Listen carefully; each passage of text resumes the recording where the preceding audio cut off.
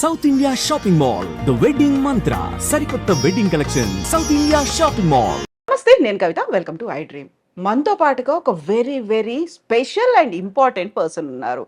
కొన్నేళ్ల క్రితం ఆయన కేవలం ఒక బిజినెస్ మ్యాన్గా మాత్రమే పరిచయం. ఆ తర్వాత ఒక కేంద్ర మంత్రికి తమ్ముడిగా రాష్ట్ర రాజకీయాల్లో పరిచయం అయ్యారు. ప్రస్తుతం తెలంగాణ రాష్ట్ర ముఖ్యమంత్రి రేవంత్ రెడ్డి గారికి మామగారు. అర్థమైంది కదా ఎవరున్నారో మనతో పాటుగా ఉన్నారు సూదిని పద్మారెడ్డి గారు. పద్మారెడ్డి గారు, నమస్కారం అండి. థ్యాంక్ యూ సో మచ్ మీరు మాకు టైం ఇచ్చినందుకు. Thank you. Very first time అనుకుంటాను మీరు ఒక ఇంటర్వ్యూ ఇవ్వడం, అది మాకు ఇవ్వడం, అది నేను చేయడం అనేది. Thank you. పద్మారెడ్డి గారు పూర్తి పేరేంటి? అనంత పద్మనాభరెడ్డి. షార్ట్ కట్లు ఎందుకు పెట్టుకున్నారు? రికార్డులో అలా వచ్చింది. ఓకే. అప్పుడు టీచర్ రాసేటప్పుడు స్కూల్ అడ్మిషన్ అప్పుడు పద్మారెడ్డి అని వాళ్ళు సూదిని పద్మారెడ్డి అని రాశారు. సూదిని అనంత పద్మనాభరెడ్డి అంటే కాస్త చాలా పొడుగా పొడుగైంది. నాకైతే తెలియదు, ఇదంతా అనుకోవడమే. టీచర్ రాసేటప్పుడు మామూలుగా అందరు షార్ట్ కట్గా పద్మారెడ్డి పద్మారెడ్డి అనేది అట్లా రాయడం జరిగింది. అనంత పద్మనాభరెడ్డి అంటే మన అనంతగిరి కొండల్లో ఉన్న అనంత పద్మనాభరెడ్డి. అనంతగిరి అక్కడే నా చిన్నప్పుడు నా పుట్టుక ముందు అక్కడ ఉన్నారు వాళ్ళు.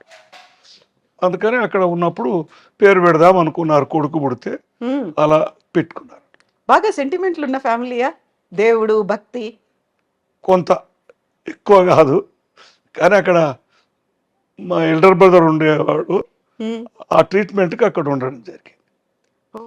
జైపాల్ రెడ్డి గారి కాదు, అప్పటికంటే ఇంకా పెద్ద ఆయన, ఒక ఆయన 95-100 ఉండేవాడు, ఇప్పుడు ఉంటే ఆయన చనిపోయాడు.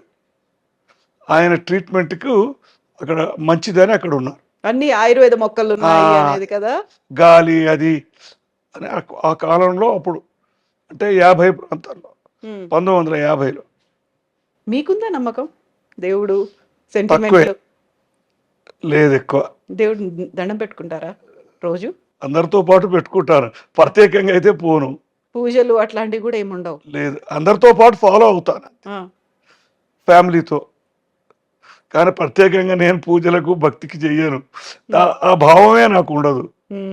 సో ఫ్యామిలీ అంతా పార్టిసిపేట్ చేస్తుంది కాబట్టి తప్పనిసరి పరిస్థితి, అంతేనా? తప్పనిసరి అని కాదు, ఇక అందరినీ కుటుంబంతో కలిసి ఉండాలి కదా. ఇప్పుడు జైపాల్ రెడ్డి గారి కంటే కూడా ఒక పెద్ద అన్నయ్య ఉన్నారు. మీరు ఆయన 25-26 ఏళ్ళ వయసులోనే, నేను పుట్టక ముందే, పుట్టిన తర్వాత చనిపోయారు కొద్ది రోజులకి. ఏమైంది? కారణం ఏదో మరి మా అన్నగారు చెప్పేవారు, అది క్షయనో మరి ఏదో తెలియదు, క్షయనే అనుకుంటాను. ఆ టైంలో ఉన్నటువంటి కండిషన్స్ వాటితో చాలా మందికి వచ్చాయి కదా అలాంటి.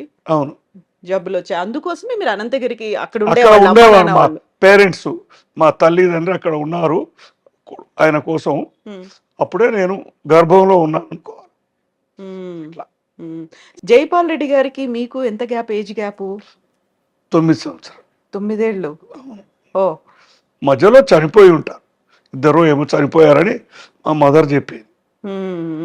మొత్తం అలా అయితే ఇప్పటికి 5గురు అనుకోవాలి మనం. అవును, 5గురు. ఇప్పుడు జైపాల్, ఒక మరీ పర్సనల్ విషయం అడుగుతున్నానని క్షమించండి. జైపాల్ రెడ్డి గారు వీల్ చైర్, తనకి పోలియో వచ్చిందని. మీకు?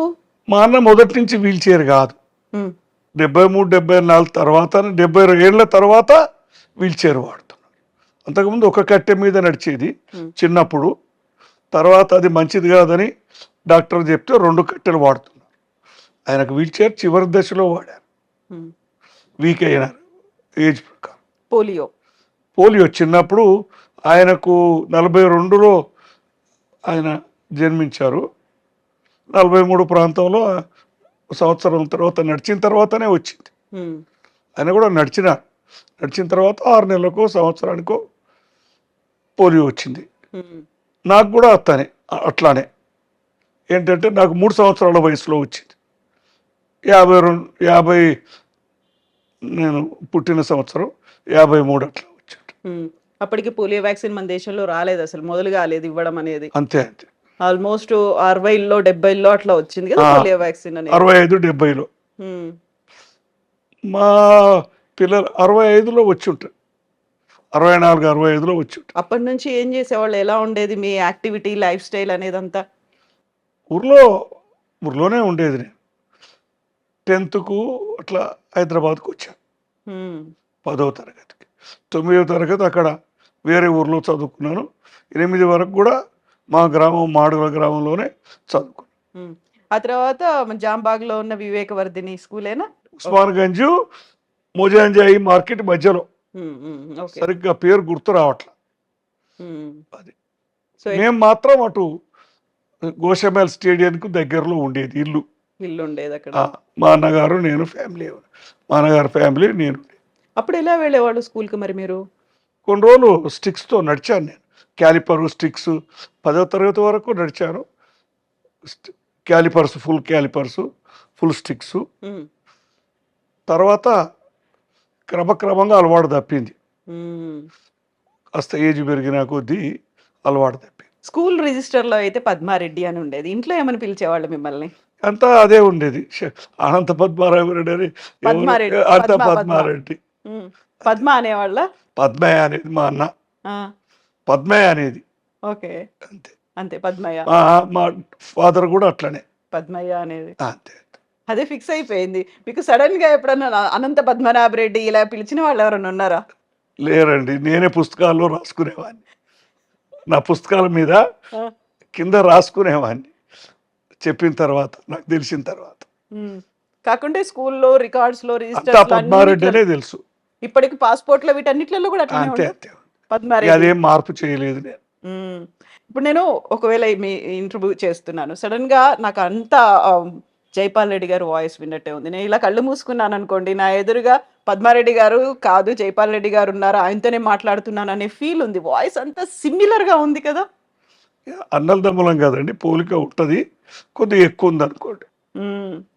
బహుశా ఆయన చూసో జీన్స్ అన్నీ కలిసిపోతాయి అనుకుంటాను. సో ఈ ఎవరైనా ఇట్లా మోసపోయిన వాళ్ళు, నేను ఎవరితో మాట్లాడుతున్నాను, పద్మారెడ్డి గారా జైపాల్ రెడ్డి గారా? చాలా అనుభవాలు ఉన్నాయి అట్లాంటివి. మా ఇంట్లో మా అన్నగారు బయట లేనప్పుడు నేను లోపల ఉంటే మా అన్నగారు లేరని చెప్తే వాళ్ళు నమ్మేవాళ్ళు కాదు జనాలు. గొడవ పెట్టు- ఫోన్ చేస్తే మా వదిన గారు కూడా తమ్ముడా అన్నా అని కన్ఫ్యూజ్ అయ్యేది. హా. అట్లా ఇప్పుడు జైపాల్ రెడ్డి గారి కోసం ఎవరైనా వచ్చారు, వాళ్ళు బయట వెయిట్ చేస్తున్నారు, మీరు ఇంట్లో ఉన్నారు, ఆయన లేరు అని చెప్పినప్పుడు నమ్మకపోయేవాళ్ళు అసలు. అవును, జరిగేది, చాలాసార్లు జరిగింది అట్లా. గొడవలు పెట్టుకునేవాళ్ళు, గొడవలు అయ్యా, గొడవలేం కానీ కాదు, ఆయన మళ్ళా చూస్తే ఊరుకునేవాళ్ళు. కన్ఫర్మ్ చేసుకునేవాళ్ళు అవును. ఎవరు ఏంది అనేది. మీరు రాజకీయాలు అంటే నాకు పెద్దగా ఇష్టం లేదు అని చెప్పేవాళ్ళు. కాకుంటే జైపాల్ రెడ్డి గారు మాత్రం చిన్నప్పటి నుంచి కాంగ్రెస్ అంటే ఇష్టం, అక్కడి నుంచి ఎమ్మెల్యేలు, ఎంపీ, తర్వాత కేంద్ర మంత్రులు, 6 సార్లు కేంద్ర మంత్రులు అయ్యారు. ఎప్పుడు మీకు అనిపించలేదా అలా రాజకీయాల్లోకి వెళ్ళాలి అనేది అన్నలాగా? ఏమో మన అంతగా ఆ కోరిక అయితే కలగలేదు అంటే రాజకీయాలకి వెళ్ళాలని. ఉమ్, కానీ కొంతకాలం రాజకీయాల్లో ఉన్నాను నేను. టీఆర్ఎస్లో ఉన్నా ఉమ్, 2001 నుంచి 8 వరకు. కేసీఆర్ వెంబడి, ఆల నరేంద్ర గారు వెంబడి ఉన్నాను నేను. ఉమ్, అంటే ఏం పదవి ఆశించి అట్లా కాదు, తెలంగాణ కావాలనే ఒక కోరిక నాలో బలంగా ఏర్పడింది. అప్పుడు కేసీఆర్ ద్వారా వస్తుంది, ప్రొఫెసర్ జయశంకర్ వాళ్ళందరినీ కూడా చూసి కొంత స్ఫూర్తి పొంది ఆ పార్టీలో కొంతకాలం ఉన్నాను. ఉమ్, తర్వాత నేను అనుకుంటాను కొన్ని ఆర్థిక ఇబ్బందులు కూడా వచ్చినాయి నాకు అప్పుడు, ఉమ్, ప్లస్ కొన్ని వ్యక్తిగత కారణాల వల్ల దాంట్లో నుంచి కూడా తప్పుకున్నాను. Um. So very initial days party పెట్టిన కొత్తలో మీరు ఉన్నారు, టీఆర్ఎస్ ఉన్నారు. పార్టీతో ఉన్నారు. నరేంద్ర, సెకండ్ ఫేజ్లో లేను. ఓకే. సో అప్పుడు నరేంద్ర గారు ఉన్నారు, మీరు ఉన్నారు. అసలు నరేంద్ర, నేను రాజకీయాల్లో అంటూ రాలేదు. నరేంద్ర గారు తెలంగాణ సాధనా సమితి అని పెట్టారు, అవును. దాంట్లో రాజకీయాలు కాదు కదా ఫోరం అని దాంట్లో చేరాను. కొద్ది కాలానికి అది పోయి దాంట్లో కలిసిపోయింది. టీఆర్ఎస్ అట్లా దాంట్లో నేను చేరాల్సి వచ్చింది. అదే టైంలో తల్లి తెలంగాణ అని విజయశాంతి గారు కూడా అందులోనే కలిపేశారు కదా. తర్వాత అది అప్పుడు కాదు, అప్పుడు కాదు, తర్వాత. తర్వాత ఎట్లా ఉండేది అప్పుడు? మీరు తెలంగాణ మనకు ప్రత్యేక రాష్ట్రం కావాలి, ఒక ఉద్యమించాలి, అందరూ కోరుకుంటున్నారు, నీళ్లు నిధులు నియామకాలు అనేటువంటి ఒక పోరాటం అవన్నీ కనిపించేది. ఆ రోజుల్లో ఉన్నటువంటి ఆ వాతావరణం ఎట్లా అనిపించేది మీకు? మేము ఉన్నతాడ మాకు చాలా ఉత్సాహంగా ఉండేది. మనం దాన్ని సాధించుకోవాలా, దానికి ఏం మార్గాలు వెతకాలా. ఈ కాంగ్రెస్ ఎప్పుడు కూడా దాన్ని ఇస్తామంటారు, ఇవ్వరు అనే ధోరణి ఉండేది. ఎట్లా తెచ్చుకోవాలా సాధించుకోవాలనేది ఒక ఎప్పుడు చర్చలు నడిచేది. అప్పుడు మీరు వచ్చినటువంటి ప్రాంతం మహబూబ్ నగర్ కూడా ఆ వెనకబడిన ప్రాంతంగానే ఉండేది. అవును. వలసలు అనేవి ఎక్కువ అక్కడి నుంచే కనిపించేది. మా జిల్లా చాలా వెనుకబడ్డది, పెద్ద జిల్లా కూడా. ఇటు నల్గొండ జిల్లా నుంచి అటు కర్నూలు వరకు, ఇటు కర్ణాటక అంతా బార్డర్ కదా. మ్మ్. విచిత్రంగా కాంగ్రెస్ పార్టీ ఎప్పుడు ఇస్తా అంటుంది, ఇవ్వట్లేదు అనేటువంటి ఒక ఉద్యమము, నిరసన, ఒక పోరాటం ఇవన్నీ ఉండేది. ఒక రకంగా అసంతృప్తి ఉండేది. ఎంత విచిత్రమైన పరిస్థితి అంటే అన్నగారు జైపాల్ రెడ్డి గారు అప్పటికే కాంగ్రెస్ పార్టీలో ఉన్నారు, ఎమ్మెల్యేలు ఎంపీలు అయ్యారు, కేంద్ర మంత్రి పదవిలో ఉన్నారు. అయినప్పటికీ కూడా కాంగ్రెస్ ఇవ్వలేదు అనే అసంతృప్తి మీకుండేదా? తప్పకుండా ఉండేది. ఏమనేవాళ్ళు మీరు ఈ మాట చెప్పినప్పుడు? మా అన్నగారితో వాదించేది కూడా, మ్మ్. మీరు సరిగా కృషి చేయట్లేదేమో అని. పోరాటం చేయట్లేదు, కృషి కృషి అంటే ఒత్తిడి పెట్టట్లేదు అనా? ఆ, అధిష్టానం మీద చేయాల్సినంత ఒత్తిడి లేదు. అంటే ఆయన రాజకీయంగా దానికి ఇవ్వడానికి కాంగ్రెస్ పార్టీకి ఉన్న ఇబ్బందులు అది చెప్పేవారు. మ్మ్. కాంగ్రెస్ పార్టీకి పూర్తి మెజారిటీ లేదు పార్లమెంట్లో. అవును. ఓన్లీ 220 మొదట్లో అవి కూడా లేవు, తర్వాత కదా 2009 తర్వాత. మ్మ్. 2004లో అయితే ఇంకా తక్కువ ఉన్నాయి. అన్ని పార్టీలు ఒప్పుకోవాలా, దేశంలో అన్ని పార్టీలను చేయాలా, ఆ విధంగా మద్దతు కూడా కట్టుకోవాలి. ఆ, మ్మ్. కేసీఆర్ ఆ విషయంలో బాగానే ప్రయత్నం చేశారు. మ్మ్. మీరు ఆ టైంలో టీఆర్ఎస్ నరేంద్ర గారితో కలిసి టీఆర్ఎస్ పార్టీలో జాయిన్ అయినరు. అప్పుడు ఇంట్లో ఉన్నటువంటి ఒపీనియన్స్ ఎట్లుండేవి? కేంద్ర మంత్రిగా జైపాల్ రెడ్డి గారు ఉన్నారు, మీరేమో టీఆర్ఎస్ పార్టీ, అసలు కాంగ్రెస్ ఇవ్వట్లేదు అనేటువంటి ఒక అసంతృప్తి ఉండేది. ఇంట్లో ఆ సమస్యలు ఇంట్లో లేవు లేవు లేవు అసలు మాట్లాడుకోకపోయేదా?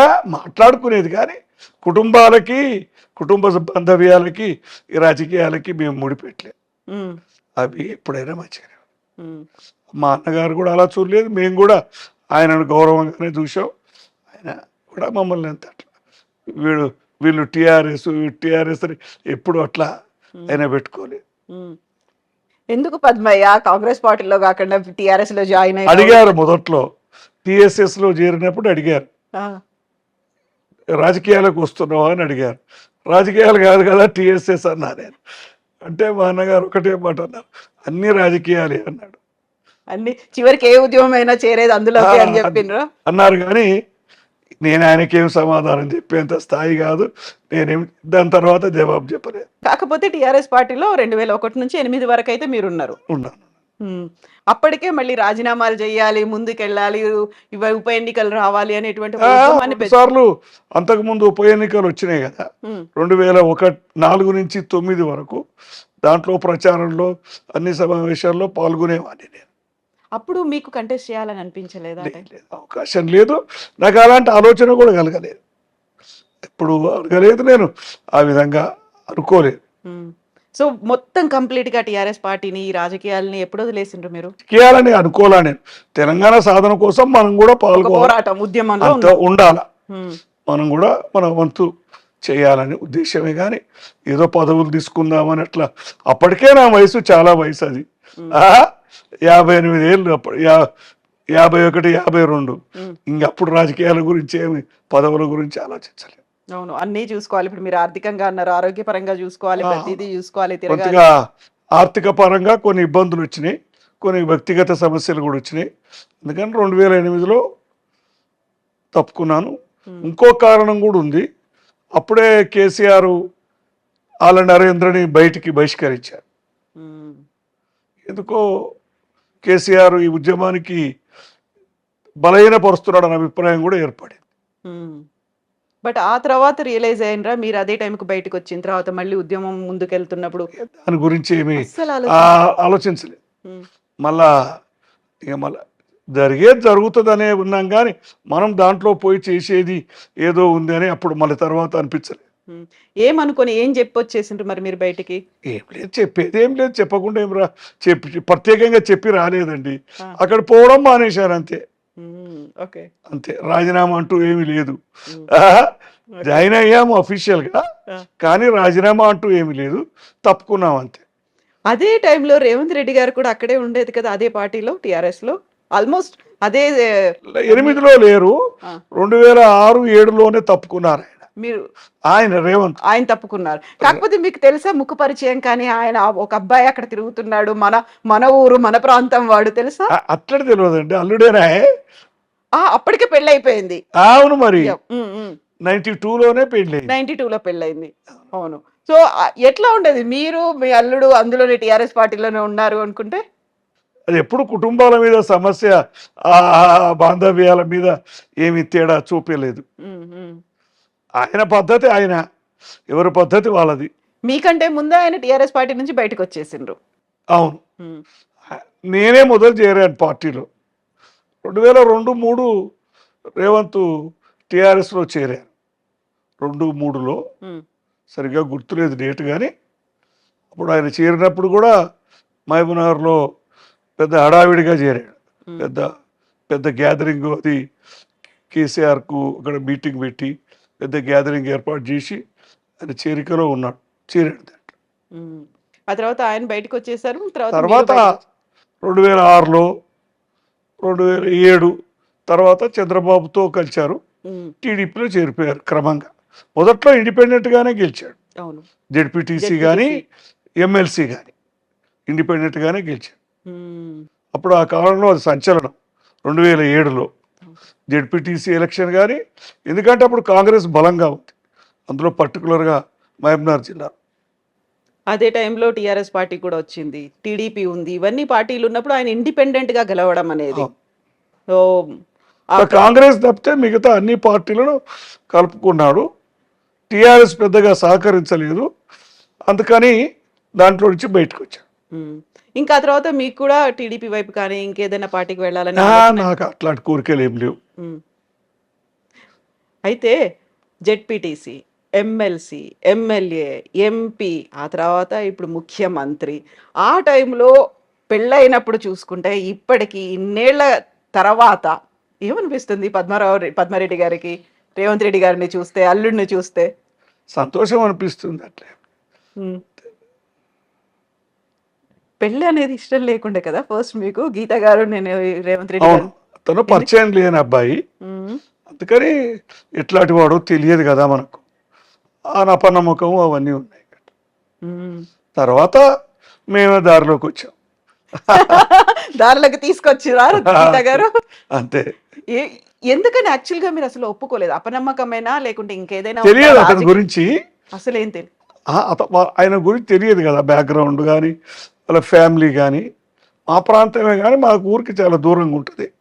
తెలిసిన వాళ్ళ ఊర్లో వాళ్ళు కొంత తెలిసిన వాళ్ళే. అట్లా అతను ఏం చదువుతున్నాడో, వాళ్ళు ఏం చేస్తున్నారో, కొంత మామూలు కుటుంబం అని కూడా కొంత, మాది అప్పటికే కొద్దిగా సంపన్న కుటుంబం అని ఒక ఫీలింగ్, రాజకీయ కుటుంబం అన్నీ ఉన్నాయి కదా మరి అట్లా. సో లవ్ మ్యారేజ్ అది. లవ్ మ్యారేజ్ కి వ్యతిరేకమైతే కాదు, అయినా తల్లిదండ్రుల విచక్షణ చూడాలి కదా, అమ్మాయి ఎటు వెళ్తుంది ఏమిటి, అంతే. అంతకు మించి దానికేం వ్యతిరేకం కాదు లవ్ మ్యారేజ్లకి. ఇప్పుడు గీత గారు ఢిల్లీలో వెళ్ళి చదువుకొని వచ్చిండ్రు, లేడీ శ్రీరామ్ కాలేజ్లో, అక్కడ బిఎస్సి చేసి అక్కడ వచ్చిన తర్వాత సంబంధాలు కూడా చాలా ఎక్కువ రేంజ్ లో ఉన్నటువంటి సంబంధాలే వచ్చుంటాయి, పెళ్లి చూపులు కావచ్చు. అప్పుడు పెద్ద సంబంధాలు చూడలేదండి అసలు చూడలేదు, ఎందుకంటే లవ్ నడుస్తున్నప్పుడు వేరే ఎట్లా చూస్తాం. అది ఇప్పుడు తెలిసింది మీకు నడుస్తోందని? ఎవరు చదువుతున్నప్పుడే తెలిసింది, డిగ్రీకి అక్కడ పంపించాము, తెలిసింది. అందుకని ఇక మళ్ళీ వేరే సంబంధాలు ఎట్లా చూస్తాం, వేరే అమ్మాయితోటి మనకు అనుమానంగా ఉంది కదా వ్యవహారం. ఇంటర్మీడియట్ లోనే పరిచయం ఒకరికొకరు ఇద్దరు. అవును. ఆ తర్వాత డిగ్రీకి మీరు అక్కడికి పంపించారు. ఎందుకు అక్కడి దాకా పంపించాల్సి అనిపించింది? మా అన్నగారు అక్కడ ఉన్నారు అప్పుడు ఢిల్లీలో, అక్కడ ఫ్యామిలీ ఉంది మా అన్నగారు. ఇక్కడ దూరం అయితే కొద్దిగా అనే ఉద్దేశం ఉంది కొంత, అందుకని అక్కడ పంపించారు. డౌట్ఫుల్, ఎందుకులే వద్దు ఇంకొంతకాలం చూద్దాము. ఎగ్జాక్ట్లీ. సో బట్ అప్పటికి కూడా ఇద్దరు స్టిక్ అయి ఉన్నారు, పెళ్లి చేసుకుని చివరి వరకు అమ్మాయి రేవంత్ ఇద్దరు స్టిక్ అయ్యారు. ఇక వాళ్ళ దాంట్లో అంత ఖచ్చితంగా ఉన్న తర్వాత మేము ఒప్పుకున్నాం. సో ఆ టైంలో గీత గారికి రాజకీయాలంటే పెద్దగా ఇష్టం లేదు అనేది విన్నాను. అంటే ఇక అన్నగారు పెదనాన్న చూసింది కదా ఇది చాలా బిజీ లైఫ్ కాంప్లికేటెడ్ అని ఆమె అభిప్రాయం ఉండొచ్చు. జైపాల్ రెడ్డి గారి ఇంట్లో ఉంటూనే చదువుకున్నారు అక్కడే అక్కడే ఉంటూ.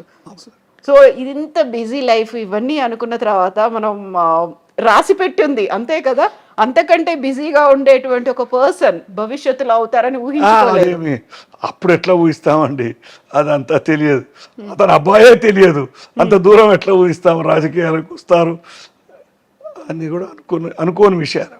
ముహూర్తాలు జాతకాలు ఇట్లాంటివన్నీ చూసుకున్నారా పెళ్లికి? మరి అన్నీ చూశారు. జాతకం కలుస్తుందా లేదా అనేది మేము పెద్ద పట్టింపు లేదు మాకు అసలు. జాతకాలు అందులో ఇది లవ్ మ్యారేజ్ అయినప్పుడు ఇంకా పట్టింపు ఏముంటుంది. బట్ ముహూర్తం మాత్రం చూసారు. చూశారు. గ్రాండ్ గా పెళ్లి చేయాలి, తండ్రిగా బాధ్యత, అదంతా ఎలా జరగాలో అలా జరిగిపోయింది సాధారణంగా. ఆ తర్వాత రేవంత్ రెడ్డి గారు రాజకీయాల్లోకి వచ్చారు. అంతకుముందు ఏదో ఒక చిన్న ఉద్యోగం చేసుకున్నారు, తనకంటూ ఒక చిన్న కంపెనీ పెట్టుకున్నారు, రాజకీయాలకు వచ్చారు. వెరీ ఇనీషియల్గా ఇండిపెండెంట్గా కంటెస్ట్ చేశారు, గెలిచారు. టీఆర్ఎస్ పార్టీ నుంచి ఎమ్మెల్సీ ఎక్స్పెక్ట్ చేశారు, ఎమ్మెల్యే టికెట్ ఎక్స్పెక్ట్ చేశారు, రాలేదు. అంటే ఫుల్ ఫ్లెడ్జ్డ్గా కంప్లీట్గా రాజకీయాల్లోకి ఎంటర్ అవుతున్నారు అనుకున్నప్పుడు వచ్చినటువంటి రియాక్షన్స్ ఏంటి మీ దగ్గర నుంచి, గీత గారి దగ్గర నుంచి? దాన్ని ఎంకరేజ్ చేశాం మేము, ఇంకా దాన్ని మేము నిరోధించాల. 2006 జడ్పీటీసీ ఎన్నికల్లో నేనే ప్రత్యక్షంగా ప్రచారానికి వెళ్ళాను. మా ప్రాంతమే కదా కల్వకుర్తి, మా అన్నగారు మొదటి నుంచి ఎమ్మెల్యే 4 సార్లు గెలిచిన ప్రాంతమే కదా మండలం. అప్పుడు మిడ్జిల్ మండలంలో పోటీ చేశాడు రేవంత్, ఓపెన్ కేటగిరీ అది. దాంట్లో నేను ప్రచారానికి వెళ్ళాను 10-12 రోజులు. సో అప్పటి నుంచి ప్రతిసారి గెలుస్తూ వచ్చారు రేవంత్ రెడ్డి గారు. వెరీ రీసెంట్గా కొడంగల్లో మాత్రమే అక్కడ ఎమ్మెల్యేగా ఓడిపోయి అక్కడ నుంచి వచ్చి ఇక్కడ ఎంపీగా గెలిచారు కదా, అదొక్కటే ఓటమి. మీరు ప్రతి క్యాంపెయినింగ్కి వెళ్ళే వాళ్ళ ప్రతిసారి కంటెస్ట్ చేసినప్పుడు? మిగతాది చూసేది, కానీ 2007లో అయితే మనదేం పాత్ర లేదు, ఎమ్మెల్సీ కదా అది, పబ్లిక్ ఎలక్షన్ కాదు కదా. 9లో 14లో 18లో అన్నిట్లో పాల్గొన్నాం పబ్లిక్ ఎలక్షన్స్. అంటే మనం స్పీచ్లు ఇట్లీ అట్లా కాదు. 2006లో మాత్రం ఉపన్యాసాలు, ప్రచారంగా సొంతం వెళ్ళడం అవన్నీ. సో ఆ ఉపన్యాసాలు, ఆ ప్రచారాలు, ఎలక్షన్స్ అవన్నీ చూస్తున్నాము. నాకు కొడంగల్లో మొదటి నుంచి అనుభవం ఉంది. 1984-89లో మా అన్నగారు మహబూబ్నగర్ అసెంబ్లీ పార్లమెంట్ నిలబడ్డప్పుడు అక్కడ నేను ఇన్ఛార్జిగా ఉన్నాను మా అన్నగారికి నియోజకవర్గానికి. అది అనుకోకుండా మళ్ళీ అక్కడే రేవంత్ పోటీ చేశాడు. అంటే పూర్వ పరిచయాలు ఉన్నాయి 84 నుంచి. సో అది మెల్లిమెల్లిగా గ్రాడ్యువల్గా ఇక్కడ దాకా వచ్చిన తర్వాత ఒక్కసారి వెనక్కి తీసుకుంటే మీరు కానీ, గీత గారు కానీ, ఇంట్లో ఫ్యామిలీ మెంబర్స్ కానీ ఏం మాట్లాడుకుంటారు, ఏమనుకుంటారా? అసలు రాజకీయాలంటే ఇష్టం లేని గీత గారు కూడా ఈ ఆ సమస్య ఎప్పుడో మర్చిపోయారు, మునిగిపోయారు కదా, దాంట్లోనే మునిగి తేలారు కదా. ఇప్పుడు నైమిషా, గీత గారికి రేవంత్ రెడ్డి గారికి ఒకే ఒక కూతురు, తనకి నైమిషా అని పేరు పెట్టారు. ఎవరు పెట్టారా పేరు? ఏదో కొత్త పేరు కావాలని వెతికితే అది కనిపించింది, మేమందరం కూడా ఒప్పుకున్నాం. నైమిషారణ్యం బ్యాక్గ్రౌండ్ అయితే అది. మనకి రామాయణాలు, పురాణాల్లో మాత్రం నైమిషారణ్యం అనేది చదువుకున్నాము. నైమిషా అని బుక్స్లో దాంట్లో వెతికితే ఆ విధంగా సెలెక్ట్. ఇప్పుడు ఈ ఇంటికి పేరు కూడా నైమిషా అని పెట్టి ఉంది. మనవరాలతోటి ప్రేమతో పెట్టుకుంది, అది మీరే పెట్టుకున్నారు ఇది? అవునవును. నైమిషా బిల్డింగ్ అయితే కాదు కదా ఇది, నైమిషాది కాదు కదా, మాదే ఇది. కానీ మనవరాలు పేరు పెట్టుకుంటాం కదా మనం అట్లా. సో తాత అని పిలిపించుకుంది నైమిషా నోట్ నుంచి, అంతేనా? ఆ అటాచ్మెంట్, ఆ బాండ్ అనేది. అయితే ఇప్పుడు ఒకే ఒక కూతురు అంటే మీకు ఒకే ఒక మనవరాలు, రేవంత్ రెడ్డి గారికి ఒకే ఒక కూతురు అనుకున్నప్పుడు మళ్ళీ ఫర్దర్ గా ఎందుకు కంటిన్యూ చేయలేదు? ఒక మనవాడు ఉండాలి. మేము అడిగాం కానీ అది వాళ్ళ ఇష్టం కదా, మనం బలవంత పెట్టలేము, వాళ్ళ తీర్మానం అది. నేను పద్మారెడ్డి గారి గురించి నేను సెర్చ్ చేసినప్పుడు సోషల్ మీడియాలో ఫొటోస్ ఏమైనా ఉంటే చాలా చాలా లిమిటెడ్గా ఉన్నాయి. అందులో కూడా మనవాళ్ళు మనవరాళ్లతో ఉన్నటువంటి ఫోటోలు మాత్రమే ఉన్నాయి. ఎందుకంటే నేను పబ్లిక్ లైఫ్లో లేను కదండి, జీవితంలో నేను ఎక్కువ లేను, అంత లైమ్ లైట్ కూడా నాకు ఇష్టం ఉండదు. రేవంత్ రెడ్డి గారితో ఫోటో లేదు ఎందుకు మరి మీది? ఆయనతో ప్రత్యేకంగా దిగలేదు, కుటుంబంతో దిగాను. కుటుంబంతో, కూతురు, మనవరాలు, మా మిస్సెస్తో ఇట్లా ఫోటోలు చాలా ఉన్నాయి. పెళ్లిళ్ళు ఫంక్షన్లు అప్పుడు ఫోటోలు ఉన్నాయి. దాన్ని అంతే ప్రత్యేకంగా ఆయనతోటి దిగారు, ఆయన లేదు, నేను పోలేదు అంతే. సీఎం అయిన తర్వాత సీఎం అయిన తర్వాత కూడా వెళ్ళలేదు. కంగ్రాచులేట్ చేయడానికి అది వెళ్ళానులేండి, మీరే వెళ్ళారా, ఆయన వచ్చారా? నేనే వెళ్ళా. అంటే కౌంటింగ్ నాడు అక్కడే ఉన్నాం. కౌంటింగ్ స్టార్ట్ అయ్యేటప్పుడు మొన్న 23లో అక్కడే ఉన్నాం, ఇంట్లోనే ఉన్నాం. ఎర్లీగా వెళ్ళి అక్కడే ఉన్నాం.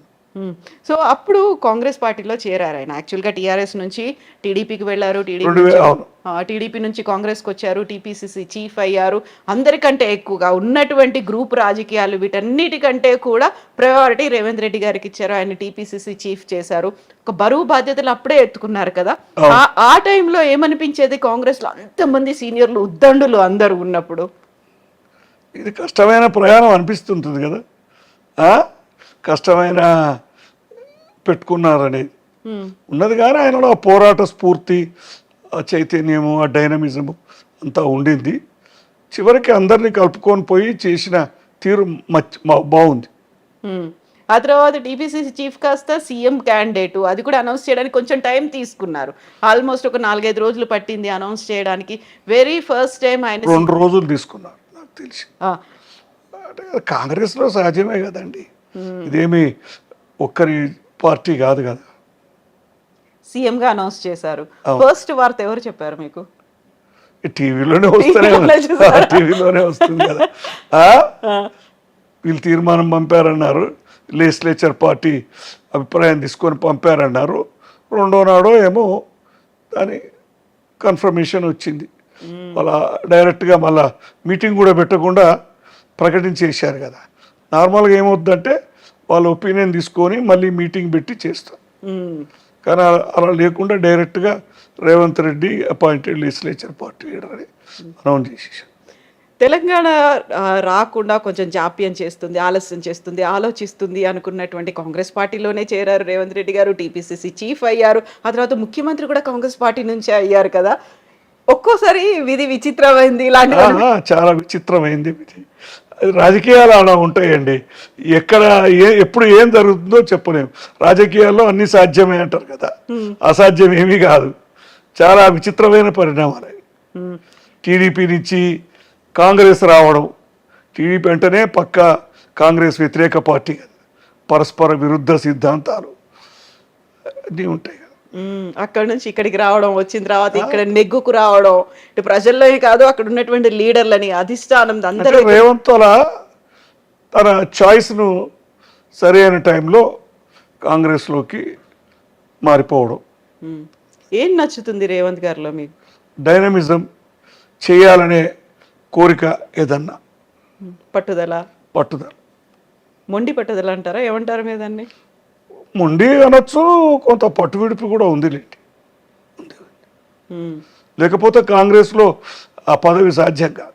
ఇప్పుడు చుట్టూ అట్మాస్ఫియర్ అయితే విపరీతంగా ప్రజలు ఉంటారు, ఎదురు చూస్తూ ఉంటారు. వీళ్ళ దగ్గరికి వెళ్ళి కలిస్తే మనకి ఏదో పని అవుతుందేమో అనేది ఉంటుంది కదండి. ప్రజల్లో సహజంగా నాయకుడు అన్నప్పుడు పనులు అవుతాయని ముఖ్యమైన పదవిలో ఉన్న వాళ్ళకి వస్తారు. సో ఇప్పుడు రాజకీయాల్లో ఉన్నారు అంటే బోల్డ్ అన్ని ఆటుపోట్లు ఉంటాయి. నేను ఎప్పుడు దాని పెద్ద ఆడంబరంగా తీసుకోలేదు. నాకేం పెద్ద దూరం ఉన్నట్టే ఉన్నా, లేనట్టే ఉన్నా, అంత దాని అంత పొంగిపోలేదు, కుంగిపోలేదు. ఎందుకంటే చిన్నప్పటి నుంచి అలవాటు అయిపోయింది, అప్స్ అండ్ డౌన్స్. రాజకీయాలు అన్నీ చూస్తున్నాం కదండి, 60 సంవత్సరాల నుంచి చూస్తున్నా నేను. 15-16 సంవత్సరాల చేత మనకు జ్ఞాపకం ఉంటుంది కదా రాజకీయాలు. బోల్డ్ అని లోసు హైసు అన్ని అందరిది, ఒక రేవంత్ది, జయపాలరెడ్డిదే కాకుండా అందరి రాజకీయాలు ఉత్థాన పతనాలు. ఇలాంటి టైంలోనే చాలా వరకు మేము వాళ్ళకి వెళ్ళి మాట్లాడితే మా పనులు అవుతాయేమో అనుకున్నట్టుగానే ఆరోపణలు అనేవి ఉంటాయి, విమర్శలు ఉంటాయి. వీటన్నిటిని తట్టుకొని అవన్నీ లేకపోతే రాజకీయాలు కావు. ఇక సహజంగా విమర్శలు, ప్రతి విమర్శలు, తిట్టుకోవడాలు ఎక్కువైపోయింది ఇప్పుడు. ఏమనిపిస్తుంది ఆ తిట్టుకోవడాలు? అవన్నీ నాకు నచ్చే విషయాలు కావు, సరిగా చెప్పాలంటే అసలు నచ్చదు. ఎందుకంటే మా అన్నగారి చూస్తూ వచ్చాం కదా చిన్నప్పటి నుంచి, కూడా ఆ ప్రభావం అంతా ఉంటుంది. సో ఇప్పుడు విమర్శలు, ఆరోపణలతో పాటుగా రేవంత్ రెడ్డి గారి మీద గతంలో వచ్చినటువంటి ఒక కేసు, ఓటుకు నోటు కేసు అనేది, దాన్ని ఎట్లా చూస్తారు మీరు? ఇవన్నీ కూడా రాజకీయాలు కుట్రల్లో భాగమే. జైలుకి వెళ్ళొచ్చారు, ఆ టైంలో జైల్లో ఉన్నప్పుడు ఉన్నటువంటి పరిస్థితి. చాలా బాధపడవలసిన విషయం కదా.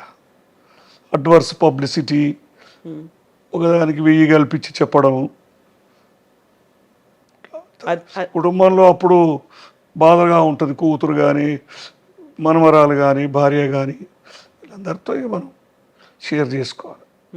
అదే టైంలో నైమిషా పెళ్లి కూడా అదొక విచిత్రమైన జరగడం. అప్పటికే పెళ్లి కుదరడము, ఆ 15 రోజుల ఎంగేజ్మెంట్ ముందే ఈ కేసు జరగడం. ఆ తర్వాత మీ మీద కూడా అలాంటి ఆరోపణలు. ఇప్పుడు రేవంత్ రెడ్డి గారికి మీరు బినామీలాగా ఉన్నారు అనే ఒక మాట కూడా వచ్చింది కదా, మీ మీద కేసులు పెట్టాలి అనే దాకా కూడా వెళ్ళింది కదా. కేసులేం పెట్టలేదు. ఇన్కమ్ ట్యాక్స్ రైడు ఆయన కేంద్రంగా నా మీద కూడా వచ్చారు, నా దగ్గరికి కూడా వచ్చారు. అన్ని రికార్డ్స్ చేశారు. రైడ్ జరిగింది, అన్ని రికార్డ్స్ అన్ని సెర్చ్ చేశారు. కొన్ని నోటీసులో వచ్చారు, ఇంకా అవి అపీల్స్లో ఉన్నాయి, తేలలేదు. క్లోజ్ అవ్వలేదా? లేదు లేదు, కొన్ని ఉన్నాయి, కొన్ని తేలిపోయాయి, కొన్ని నడుస్తున్నాయి ఇంకా. సో దీంతో పాటుగా ఎన్ని అవమానాలు ఇవన్నీ పడాల్సి ఉంటుందో, బ్లాక్మెయిల్ చేస్తారు, బెదిరింపులకు గురి చేస్తారు, ఇలాంటివన్నీ కూడా ఉంటాయి కదా. అవన్నీ మనకేం పెద్ద ఎఫెక్ట్ చేయలేదు, అవేం చేయలేదు. ఇప్పుడు ఒక మన ఇంట్లో ఎవరైనా ఒక పవర్ఫుల్ పొజిషన్లో ఉన్నారు అంటే, ఆ పవర్ని మనం మిస్యూజ్ చేస్తున్నాం అనే దాంతో పాటుగా ఈ పని కొంచెం చేసి పెట్టండి, రికమెండ్ చేయండి అంటూ వచ్చే వాళ్ళు ఉంటారు. అవును, ఉంటుంది, సహజం కదా. ఇప్పుడు ఒక ముఖ్యమంత్రి దగ్గర కాదు, మంత్రి దగ్గర కాదు, చిన్న ఎమ్మెల్యే దగ్గర పని వాళ్ళకు కూడా ఎంతో రెస్పెక్ట్ ఇచ్చి లొంగి ఉండే సమాజం ఇది. వాళ్ళ దగ్గర పనులు అవుతాయని. కాబట్టి సహజంగా ముఖ్యమంత్రి, ఎంపీ ఏది ఉన్నా కానీ మొదటి నుంచి ఆ పని ఈ పని చేసి పెట్టండి అని వస్తూనే ఉన్నారు. అది మాకు మా అన్నకాలం నుంచి అలవాటైంది. కొద్దిగా మా అన్నకాలం ఉన్నప్పుడు అంత ప్రెషర్ నా మీద ఉండేది కాదు. ఆయన నేను వేరు కాదు కాబట్టి, నాకు తెలిసిన వాళ్ళు ఆయనకు తెలిసిన వాళ్ళు అందరూ ఒకటే కాబట్టి. ఇప్పుడు అల్లుడనే వరకు కొద్దిగా తేడా ఉంటుంది. ఆయనకు తెలిసిన వాళ్ళంతా నాకు తెలియదు, నాకు తెలిసిన వాళ్ళంతా వాళ్ళకి తెలియదు. ఊరి వాళ్ళు, నియోజకవర్గం వాళ్ళు వస్తుంటారు. ట్రాన్స్ఫర్లని, ముఖ్యంగా ఉద్యోగాలని, పోస్టింగులు, ఇవి ఉంటాయి, ఇబ్బందులు ఎక్కువ. ముఖ్యంగా పైరవీలు చేయించుకోవాలి, మీరు కొంచెం రికమెండ్ చేయండి పద్మారెడ్డి గారు అంటే ఏం చెప్తారు మీరు? ఇబ్బంది ఉంటుంది, కొన్ని తప్పవు, కొన్ని చేస్తుంటాం. కానీ రోజు కూడా నేను పోయి ఇదే పని పెట్టుకుంటే పెట్టుకోలేను కదా, అది అర్థం చేసుకోవట్లా. రోజు మాట్లాడుకుంటారు కదండి, మీ అల్లుడే కదండి, అమ్మాయి కన్నా సహజం కదా, ప్రజల్లో అభిప్రాయం ఉండడం సహజమే. కానీ ఆయన బిజీ షెడ్యూల్కు నేను పోను. అసలు మా ఇంట్లో నేను హాయిగా ఉంటాను అంతే. కొంచెం గీతమ్మ కన్నా చెప్పండి అనేవాళ్ళు అందరూ ఉంటారు. గీతమ్మని రేవంత్ని తేడా చూడరు కదా, సహజం అది. వాళ్ళకైనా రోజు ఎన్నేం చెప్తాం. ఏంటి ఇదే పని పెట్టుకుని మా మామయ్య అనుకుంటాడా లేదా? ఖచ్చితంగా వస్తుంది కదా. అట్లా మనము ఓ పరిధి మించి చెప్పలేము. నేను కూడా పరిధి దాటి వెళ్ళను. ఎప్పుడు మీరు లాస్ట్ టైం రేవంత్ గారితో మాట్లాడింది? రోజు మాట్లాడతారా? ఫోన్లోనా? ఫోన్లో చాలా తక్కువ. మా మనవాడిని చూస్తానికి వెళ్తాను, ముని మనవాడిని ఎక్కువ. నైమిషా కొడుకుని అంతే. ఈ 2 సంవత్సరాల నుంచి ఎక్కువ అయిపోయింది రేవంత్ ఇంటికి వెళ్ళడం. అప్పుడు మాట్లాడతాం. ఇక్కడికి ఎప్పుడు వచ్చారు రేవంత్ గారు? ఒకసారి వచ్చారు సీఎం అయిన తర్వాత. ఇంకా తర్వాత ఇంకేం రాలే, తీరికే లేదు ఆయనకి. ఇప్పుడు సీఎం కాకముందు అల్లుడు రాచమర్యాదలు, సీఎం అయిన తర్వాత అల్లుడు రాచమర్యాదలు, దాంట్లో ఏం మార్పు లేదండి, ఏం మార్పులు ఉంటాయి. కాకపోతే ఇంటి చుట్టూ మాత్రం ఎట్లా సీఎం అయినా ఎంపీ అయినా అల్లుడే అంతే. అల్లుడికి కాస్త మర్యాద ఎక్కువనే ఉంటది కదా, కొడుకు కాదు కదా. కూతురికి అల్లుడికి తేడా ఉంటుంది. అంటే మనకి ఒక తెలుగులో సామెత ఉంది, ఢిల్లీకి రాజైనా తల్లికి కొడుకు. ఆయనకు కూడా వర్తిస్తుంది, ఆయనకు కూడా కొంతవరకు వర్తిస్తుంది. కొడుకు అంతా కాకపోయినా అల్లుడు అంటే ఇక ఇంటి వాడికి అయితే సమానం. కాకపోతే ఇప్పుడు ఒక సీఎం గారు సీఎం హోదాలో అల్లుడు మామగారి ఇంటికి వచ్చినప్పటికీ చుట్టూ మాత్రం ప్రోటోకాల్ కావచ్చు, పోలీసులు కావచ్చు, ఎక్కడికక్కడ కంట్రోల్ చేస్తూ హడావిడి ఉంది. ఒకసారి వచ్చారు కదా, మా అమ్మాయి వచ్చినా హడావిడి ఉంటుంది, పోలీస్ వెహికల్ ఉంటుంది, ఇక సెక్యూరిటీ సీఎంఏ అంతా ఉంటుంది. ఇక వాళ్ళు లాస్ట్ టైం వచ్చినప్పుడు 3-4 గంటల ముందే సెక్యూరిటీ చుట్టుపక్కల వచ్చి ఉన్నారు. అప్పుడు ఇంట్లోకి పని వాళ్ళని కాదు కదా, అసలు ఎవరిని కూడా రానివ్వరు కదా ఆ టైం. చెకప్ చేశారు వాళ్ళు, వచ్చేవాళ్ళు కొత్త వాళ్ళు ఎవరు వచ్చినా చేశారు, సెక్యూరిటీ చెక్ చేశారు. ఇంత హడావిడి బదులు నేనే అక్కడికి వెళ్తే అయిపోతుంది అనిపిస్తుంది. ఇంటికి పిలుచుకోవడం ఆనందం. మీరు రోజు వెళ్తానే, వారానికి 10 రోజులకు వెళ్తానే ఉన్నాం కదా. అవును, ఇంటికి పిలుచుకోవడం అత్తగారికి ఆనందం ఉంటుంది కదా, భోజనం పెట్టాలి, ఏదో చేయాలి. అది సో ఏ పండుగకు వచ్చారు అలా ఇంటికి పిలుచుకోవడం అంటే? ఫంక్షన్ పండుగకి అయితే రాలేదండి, ఒక రోజు వచ్చారు అంతే. అది కూడా ఎన్నోసార్లు అడగ్గా అత్తగారు వచ్చారు, నేను ప్రత్యేకించి ఇబ్బంది పెట్టదలుచుకోలే. సో పండగకో లేకుండా మీరు చెప్పినట్టుగా సో ఇంటికి ఆడబిడ్డను పిలుచుకోవాలి, అల్లుడు రావాలి, పండగ ఫంక్షన్. మా అమ్మాయి వస్తుందిలేండి, 10 రోజులకు వారానికి వస్తుంది.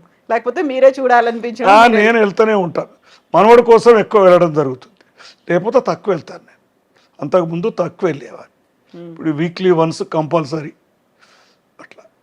చిన్నవాడు కదా, మనమే వెళ్ళాలి. చిన్నవాడైన పెద్ద పొజిషన్ లో ఉన్నారు కాబట్టి చాలా అట్లేంగా మనకు ఆయన సీఎం అయినా మన ఇంటికి వెళ్ళడానికి ఏమి ఇబ్బంది లేదు. సో ఇప్పుడు సీఎం అయిన తర్వాత వెరీ ఫస్ట్ టైం తను చదువుకొని తను ఉద్యోగం చేసి తన ఇంట్లో ఉన్నటువంటి ఆ ఇంటి ఓనర్ దగ్గరికి మొన్న సీఎం హోదాలో వెళ్ళొచ్చారు. వనపర్తులు కదా, వెళ్ళొచ్చినప్పుడు అక్కడ ఓవర్వెల్మింగ్ రెస్పాన్స్ అనేది వచ్చింది, అందరూ అక్కడ అలర్ట్గా అయ్యారు. పిలిచి కూర్చోబెట్టి సీఎం గారికి ఆ టైంలో తినిపించినటువంటి పూరి కీమా అంతే కదా, చూడలేదు ప్రత్యేకంగా, అది చదివాను. ఆ ఇంటి ఓనరు వంట చేసి మరీ తినిపించింది అని, అంత మందిలో తను తిన్నాడు అని చాలా ఆనందంగా. చిన్నప్పుడు ఉన్న అనుబంధాన్ని గుర్తు వేసుకోవడం వెళ్ళడం ఒక మంచి పద్ధతి. సో ఫుడ్ హ్యాబిట్స్ అనేవి ఎట్లా ఉంటాయి అసలు? రేవంత్ తీసుకుంటాడు, నాన్ వెజ్ ఇష్టంగానే ఉంటాడు. నాన్ వెజ్ ఎక్కువ అని చెప్పలేం, కానీ మిగతా అలవాట్లు ఏం లేవు, మందు కానీ సిగరెట్ కానీ అట్లాంటివి ఏం లేవు. రెస్ట్రిక్షన్స్ ఏమైనా ఉన్నాయా, ఇది తీసుకోవద్దు ఇదే తీసుకోవాలి అట్లాంటివి? అట్లా ఏం ప్రత్యేకంగా నేను చూడలేదు, అట్లేం లేవు. నాన్ వెజ్ వరకు, వెజిటేరియన్ నాన్ వెజ్ 2 తీసుకో. సో ఇక్కడికి వచ్చినప్పుడు మీరు ఏం స్పెషల్గా చేసి పెట్టేవాళ్ళు? అత్తగారు వంట అంతే, మనకేం పెద్ద జోక్యం లేదు. ఎక్కువ నాన్ వెజ్ తింటాం కదా మా ఫ్యామిలీస్లో, అంతే యూజువల్గా అదే. సో ఇప్పుడు బర్త్డేస్ అయ్యాయి అనుకోండి, రేవంత్ గారి బర్త్డే అనుకున్నప్పుడు విష్ చేసి ఆయన ఏం దాన్ని ప్రత్యేకంగా జరుపుకోడు, మేము విషెస్ పంపుతాం అంతే, మెసేజ్. నేనేం ఫోన్ చేసి చెప్పను. యూజువల్గా ఉండే సలహాలు రేవంత్ అంతా ఫార్మాలిటీ ఏం పెద్ద పాటించాడు, సెంటిమెంట్లు ఇట్లా విష్ యూ హ్యాపీ బర్త్డే అని మేము ఆయనకు చెప్పడం కానీ ఆయన సెలబ్రేట్ చేసుకోవడం కానీ పెద్దగా ఇష్టపడాడు. రొటీన్గానే పోతాడు, ముందు రోజు తర్వాత ఎలా ఉంటామో అలానే. కాకపోతే ఇప్పుడు సీఎం అయిన తర్వాత రాష్ట్రం అంతా ఒక రకంగా అలర్ట్ అనేది ఉంటుంది, సీఎం బర్త్డేని సెలబ్రేట్ ఉంటుంది కదా. చేసుకోవాలి. మంత్రులు ఎమ్మెల్యేలు సహజంగా కలుసుకొని అభినందిస్తుంటారు కదా, అది మన సంప్రదాయం అనుకోండి. హడావిడి ఉంటుంది. సామాన్యంగా బర్త్డేకి హైదరాబాదులో ఉండకుండా ఉండేది, ఉన్నాడు 2-3 సార్లు, చాలాసార్లు. 1 సంవత్సరం ఉన్నట్టున్నాడు ఈసారి. అనివార్యంగా ఉండాలి కదా ఇప్పుడైతే? ఇప్పుడు ఉండాలి బహుశా, అది నాకు తెలియదు. అనివార్యం ఏం కాదు, అది నాట్ కంపల్సరీ. సో మామూలుగా బయటికి వెళ్ళాలి అనుకుంటే ఇప్పుడు వెళ్ళలేని కండిషన్ అనేది ఉంటుంది కదా, ఇంత ముందు ఇబ్బంది ఉంటుంది. టైం అనేది ఎవరంతా స్వేచ్ఛ ఉండదు, స్వేచ్ఛ అంతా కూడా నియంత్రణ పాలవుతుంది. సో నియంత్రణలు ఇవన్నీ ఉన్నప్పుడు పొలిటికల్గా ప్రెషర్స్ అనేవి ఎట్లా ఉంటాయి అనుకుంటున్నారు మీరు? అటు ఒక రకంగా కేంద్ర ప్రభుత్వంతో ఫైట్ చేయాలి, ఇక్కడ రాష్ట్ర ప్రజల కోసం ఫైట్ చేయాలి, నిధులు తెప్పించాలి, విపక్షాల ఒత్తిళ్లు ఇవన్నీ ఉంటాయి. కేంద్ర ప్రభుత్వంతో కాదు కానీ ఫైటు కేంద్ర బీజేపీతో ఉంటుంది. సైద్ధాంతిక విరోధం, రాజకీయ వైరుధ్యాలు ఉంటాయి కదా. అవన్నిటిని తట్టుకోవడానికి మరి యోగాలు మెడిటేషన్లు ఇట్లాంటివి ఏమైనా ఉంటాయి? చేస్తాడు కొద్దిగా చేస్తాడు. యోగా, కొద్దిగా ఫిజికల్ ఎక్సర్సైజ్ అది చేస్తాడు పొద్దున్నే. సో మీరు ఒక ఫౌండేషన్ ఒకటి పెట్టుకున్నారు కదా, భారత అభ్యుదయ భారత్. అభ్యుదయ భారత్ అని నేను ఒక 7 సంవత్సరాలు అయింది, 6-7 సంవత్సరాలు. మా మండలం, మా ఊర్లో స్కూలు, కాలేజు, ముఖ్యంగా అది విద్యాభివృద్ధికి మా ఏరియాలో నేను తోడ్పడుతుంటా. మేము అప్పుడు మా కాలేజీ, మా ఊర్లో కాలేజీ పెట్టారు, జూనియర్ కాలేజ్, స్థలం ఇచ్చాము మేము. దాన్ని అప్పుడు మా అన్నగారు కేంద్ర మంత్రి ఉన్నప్పుడు గెయిల్ ఇండియా నుంచి ఫండ్స్ తీసుకొచ్చి దాన్ని మంచి బిల్డింగ్ కట్టాము. కానీ ప్రభుత్వ కొన్ని నియమ నిబంధనల వల్ల ఫ్యాకల్టీ లేకపోవడం, పిల్లలు రాకపోవడం, దానికోసమని మేము అభివృద్ధి కోసం చూసాం. ఒక కరోనా కంటే ముందు సంవత్సరం, కరోనాలో ఒక సంవత్సరం ఫ్రీ హాస్టల్ నడిపి, వందే మాతరం అనే ఇంకో సంస్థతో కలిపి ఫ్రీ హాస్టల్ నడిపాం. ఫస్ట్ ఇయర్ 120 స్టూడెంట్స్కి, 60 మంది అబ్బాయిలు, 60 మంది అమ్మాయిలు ఫ్రీ హాస్టల్ నడిపి పెట్టాము. తర్వాత నెక్స్ట్ ఇయర్ కరోనా సంవత్సరంలో 60 మందికి హాస్టల్ ఫెసిలిటీ ఇచ్చాం. తర్వాత ఇక మనం 10 సంవత్సరం నడపడం ఇబ్బంది ఉంది. మనకు మనం అనుకున్న ఆశయం కూడా నెరవేరింది. పిల్లలు కూడా బాగా చేరిపోయారు. అప్పుడు బాగా పాపులర్ అయింది కాలేజీ. దాని నుంచి ఇప్పుడు 275 మంది ఉన్నారు. చిన్న మారుమూల గ్రామంలో, మాడుగుల మండలంలో. ఫ్యాకల్టీ అంతా కూడా వచ్చారు. స్ట్రెంత్ ఉంటే కానీ ఫ్యాకల్టీ అంటే టీచర్స్, లెక్చరర్స్ ఇవన్నీ పరిస్థితి రూల్స్ ఉన్నాయి అప్పుడు. ఇప్పుడు కూడా ఉందా రూల్, దాన్ని అధిగమించాం. ఇప్పుడు తెలంగాణ రాష్ట్రం ఏర్పడ్డ తర్వాత ఎలా అనిపిస్తున్నాయి ఈ పరిస్థితుల్లో? 11 ఏళ్ళకి ఎంటర్ అవుతున్నాం మనం. ఇప్పుడు తెలంగాణ రాష్ట్రం వచ్చిన తర్వాత మనకు ఏదో ఒకటి కోల్పోతున్నాము, ఎప్పుడెవరో తీసుకుపోతున్నారు మనదనే బాధ అయితే పోయింది. మన నిధులు, నియామకాలు, మన నీళ్ళు మనమే వాడుకుంటామనే ఒక ధైర్యము మనకు వచ్చింది. కొంతమంది అంటుంటారు తెలంగాణ వచ్చింది కానీ కేసీఆర్ వచ్చాడంటే. తప్ప రాజకీయ పరిణామాలు అవన్నీ. తెలంగాణ అయితే శాశ్వతం కదా. ఎవరు ముఖ్యమంత్రులు వచ్చినా తాత్కాలికమే కదా. 10 ఏళ్ళు ఉంటారు, 5 ఏళ్ళు ఉంటారు, 20 ఏళ్ళు, అంతకు మించి ఎవరు ఉండరు కదా. తెలంగాణ అయితే శాశ్వతం కదా. ఏదో కొద్ది కాలం చూసి తప్పులో కాలేశామో అని అంటుంటారు కొంతమంది. అది మాత్రం తప్పని నా భావన. సో నీళ్లు, నిధులు, నియామకాలు ఇవే 3 ట్యాగ్ లైన్లు. వీటి కోసమే పోరాటం చేసి ఇక్కడ దాకా వచ్చిన తర్వాత వెరీ ఫస్ట్ టైం కాంగ్రెస్ ప్రభుత్వమే తెలంగాణ ఏర్పాటుకు ముందుకు వచ్చింది. ఇంకా మనకు తెలంగాణ రాష్ట్రం రాబోతోంది, ప్రత్యేక రాష్ట్రం అనుకున్నప్పుడు ఏమనిపించింది మీకు? 2013-14లో అనుకుంటాను, కాంగ్రెస్ వర్కింగ్ కమిటీ తీర్మానం చేసిన తర్వాత తెలంగాణ తప్పకుండా వస్తుందని ఒక అభిప్రాయం ఏర్పడింది. అది వరకు జరిగిన పరిణామాలన్నీ కూడా కొంత ఆశాజనకంగా లేవు. 2009 డిసెంబర్ ఆ ప్రకటన కానీ అవన్నీ కానీ. ఆ తర్వాత ఇప్పటికి మెల్లిగా కేసీఆర్ 2 టర్మ్స్ పరిపాలించిండ్రు, 9.5 ఏళ్ళు. ఆ తర్వాత రేవంత్ సర్కార్ వచ్చింది, ఇప్పుడు ఆల్మోస్ట్ ఒక 1.5 year అవుతుంది. ఎట్లా చూస్తున్నారు ఈ 2 పాలనలు, ప్రభుత్వాలని? అవన్నీ నేను కామెంట్ చేస్తే బాగుండదా? ఎందుకంటే దాంట్లో అంత పక్షపాతమే కనబడుతుండొచ్చు, కొంత ఏదైనా అనిపిస్తుంది. అందుకని దాని మీద నేను కామెంట్ చేయదలుచు. దేనైనా మీరు డిసోసియేట్ అవ్వలేరు, దాని నుంచి పక్కకు వచ్చేసి కొద్దిగా కష్టం అవుతుంది ఈ విషయంలో. అవును, ఎందుకంటే మీరు పోరాడినరు. కొన్ని చెప్పాలంటే కొన్ని విషయాలు ఇబ్బందికరంగా ఉంటాయి. నేను కేసీఆర్తో కూడా కలిసి ఉన్నా కాబట్టి ఇక ఆ ఇబ్బంది కూడా ఉంది.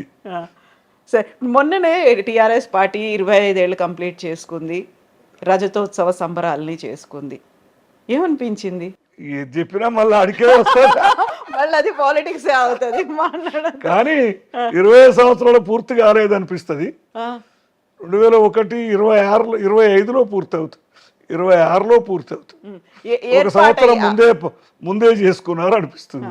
ఆవిర్భావ దినోత్సవం. సో 25 అయింది ఆవిర్భావ 25 ఏళ్ళు కాల 25వ ఆవిర్భావ దినోత్సవం. అంతే అంతే. అందులో మళ్ళీ దాంట్లో టీఆర్ఎస్ బీఆర్ఎస్ విరోధాభావం కూడా ఉంది కదా. ఈ సంవత్సరం ఏర్పడి 3 సంవత్సరాలు అయింది. ఇది టీఆర్ఎస్ బీఆర్ఎస్ ఇట్లాంటి ప్రశ్నలు ఎన్నో ఉంటాయిలేండి. మీకేమనిపిస్తుంది పర్సనల్ గా, టీఆర్ఎస్ బీఆర్ఎస్? అది రాజకీయం అండి, మనం అనిపించేది ఏముంది దాంట్లో. వాళ్ళు ఏదో ప్రచారం మీటింగు, కేసీఆర్ మళ్ళీ చాలా రోజుల నుంచి అసెంబ్లీ ఎన్నికల తర్వాత ఎక్కువ రాలే కదా బయటికి, కాబట్టి ఆయన దాని ఒక వేదికగా వాడుకోవాలని మనం మీటింగ్ పెట్టుకున్నాం. చూసిండ్రా మీటింగ్ కానీ, కేసీఆర్ మాట్లాడే ఉపన్యాసాన్ని కానీ? చూసాం. ఆయన పాత ధోరణి ఏముందాడు, కానీ అంత స్పీడ్గా అనిపించరా. బహుశా ఏజ్ ఫ్యాక్టర్ కావచ్చు. సో ఎక్స్పెక్ట్ చేసినంతగా లేదా ఉపన్యాసం? లేదు పంచి లేదేమో అనిపించింది. పంచి మిస్ అయింది. ఇప్పుడున్నటువంటి ప్రస్తుత రాజకీయ పరిస్థితి కావచ్చు, ఈ ఉన్నటువంటి ఏమంటారు సిచ్యువేషన్స్, వీటన్నిటి మధ్యలో కేసీఆర్ దాంట్లో ఏదో మిస్ అయింది ఉపన్యాసం. ఇంకా అవన్నీ వద్దులేండి, అవన్నీ. ఓకే, అయితే ఇప్పుడు పోటాపోటీగా జరిగేటువంటి ఆరోపణలు ప్రత్యారోపణలు ఉన్నాయి కదా, కౌంటర్లు రీకౌంటర్లు ఇట్లాంటివన్నీ ఇస్తున్నప్పుడు ఏమనిపిస్తుంది? ఒక పక్కనేమో బీఆర్ఎస్ వాటికి విలువ లేకుండా అయిపోయిందండి. ఎవరు చేసినా, ఈ అధికార పక్షం చేసినా విపక్షం చేసినా అతిగా చెప్తున్నారు. కాళేశ్వరం 1,00,000 కోట్లు మునిగిందంటే అది తప్పది, అవినీతి జరిగింది అనేది అవన్నీ విషయాలు వేరే సంగతి. తప్పులు జరిగినాయి అనేది అది యథార్థంగా కనబడుతుంది. దాన్ని 1,00,000 కోట్లు మునిగిపోయిందని అనలేము. ఇక్కడ ఏదో కేటీఆర్ కూడా అట్లనే మాట్లాడుతుంటాడు, మొత్తం టోటల్ అంతా మాయమైపోయింది. ఇవన్నీ విషయాలు ఎట్లుంటాయంటే అలవాటు అయిపోయింది. 1,00,000 కోట్లు కుంభకోణం అనే కాడికి వచ్చారు. 1,00,000 కోట్ల ప్రాజెక్టు 94,000 కోట్లు ఖర్చు అయితే 1,00,000 కోట్ల కుంభకోణం ఎట్లయితుంది? ఇవన్నీ కూడా వాస్తవాలకు విరుద్ధంగా కలగా పులగంగా చేసి మాట్లాడుతుంటారు అన్ని రాజకీయ పక్షాలు. స్వీపింగ్ రిమార్క్స్, అది నాకు కొద్దిగా సబ్జెక్టు ఆ విధంగా మాట్లాడితే నచ్చదు. మా అన్నగారి వెనకటి కాలం నుంచి అలవాటు ఉన్న పద్ధతి నిశ్చితంగా పాయింటెడ్గా చెప్పాల అనేది నా ఆలోచన ధోరణి. ఇప్పుడున్నటువంటి ఎవరు మాట్లాడినా దాంట్లో ప్రతిపక్ష అధికార పక్షాలకు ఏం తేడాగా అనిపించట్లేదు, అలవాటు అయిపోయింది మా అందరికి. సో ఇప్పుడు ప్రస్తుతం ఉన్నటువంటి రాజకీయాలని చూస్తుంటే ఈ టైంలో ఎంటర్ అవుతే బాగుండేదని అనిపించేదా మీరు రాజకీయాల్లో? ఏ ఆలోచనే లేదండి నాకు. ఈ టైము ఆ టైం ఎప్పుడు రాలేదు, అప్పుడు మైండ్లోకే రాలేదు. ఇప్పుడు మీరు చెప్పినట్టుగా ప్రజల గురించి ఆలోచిస్తున్నారా పార్టీలు? అటు ప్రభుత్వం కావచ్చు, పార్టీలు కావచ్చు, ఓవరాల్గా ప్రతి చోట ఎట్లా కనిపిస్తుంది మీకు సిచ్యువేషన్? ప్రజల కోలో ఆలోచిస్తున్నారు, కానీ ఆర్థిక ఇబ్బందులు ఉన్నాయి కదా. అటు పోటాపోటీ హామీలు ఒకటి, ఎవరు కూడా వాటిని తీర్చే పరిస్థితిలో లేరు. కేసీఆర్ ఇచ్చినా కాంగ్రెస్ ఇచ్చినా ఎవరు ఇచ్చినా పూర్తిగా ఎక్కువ హామీలు ఇవ్వడము, ఇబ్బంది పడడం జరుగుతుంది. ప్రజల కోసం మేలు చేయాలనేదే రాజకీయ నాయకులు మొదటిది ఉంటుంది. కానీ రాను రానుగా మరి ఆర్థిక ఇబ్బందులు, రాజకీయ ఇబ్బందులు అన్నీ నెరవేర్చలేరు కదా. ఇప్పుడున్నటువంటి రాజకీయాల్లో మీరు అన్నట్టుగా ఆరోపణలు ఇవన్నీ కూడా ఉంది కదా, తూతూ మేమే కైండ్ ఆఫ్. ఇదే కాకుండా ఒక రకంగా పర్సనల్ అటాక్ అనేది కూడా చేస్తూ ఉంటారు కదా. ఓ బాడీ షేమింగ్ అవుతుంది, వాళ్ళ లాంగ్వేజ్ గురించి మాట్లాడతారు, వాళ్ళ గురించి మాట్లాడుతుంటారు. అదంతా కూడా అవాంఛనీయం అండి. ఎవరు చేసినా అది అవాంఛనీయం. అన్ని వైపుల నుంచి అది అవుతోంది.